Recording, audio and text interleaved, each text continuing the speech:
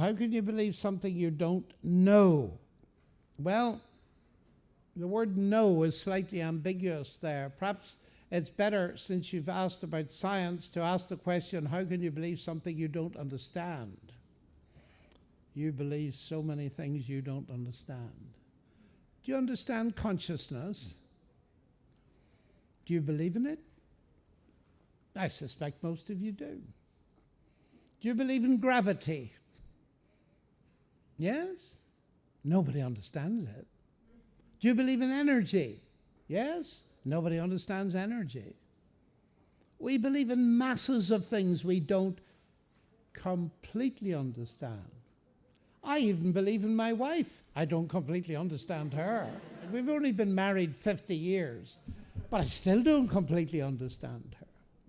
You see, the point is this, and it is a very important thing to grasp. I know enough to trust my wife. I don't know everything. I know enough to trust God, but I don't know everything.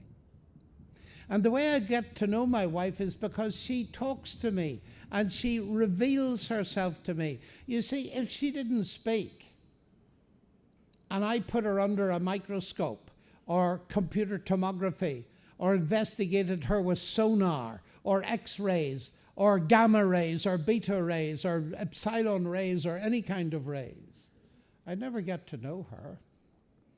Get to know a lot about her from a point of view of physics, but I wouldn't get to know her. I can only get to know her if she reveals herself. That's the way we get to know people, isn't it?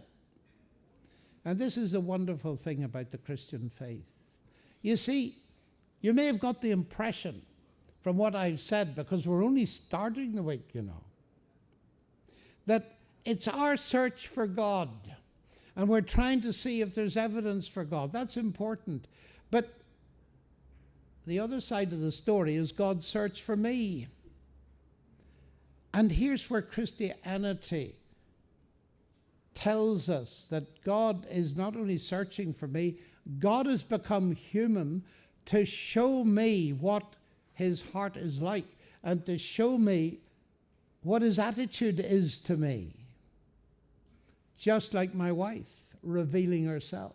Now, if you decide as an atheist that there's no such thing as revelation, well, you're happy to believe that. But is there any evidence that what you believe is true? Or is there evidence, on the other hand, that Christ has revealed the heart of God? So this is where it becomes specific, because we're persons, we're not just theories. God is not just a theory, folks.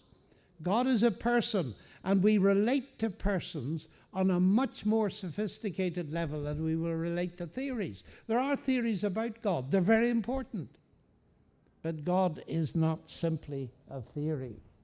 So the claim is, and that will be explained during the week, how you can get to God. And one of the questions actually reflects this and says, science fails more in explaining things related to human beings than the rest of the universe. Well, of course it does, because you are much more complex than the rest of the universe. And you should have found that out by now.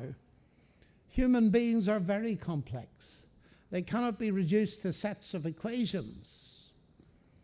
And so sciences like psychology and so on are, by definition, vastly complex. Economics, the movement of trade, the thought of people, literature, this is all hugely complex.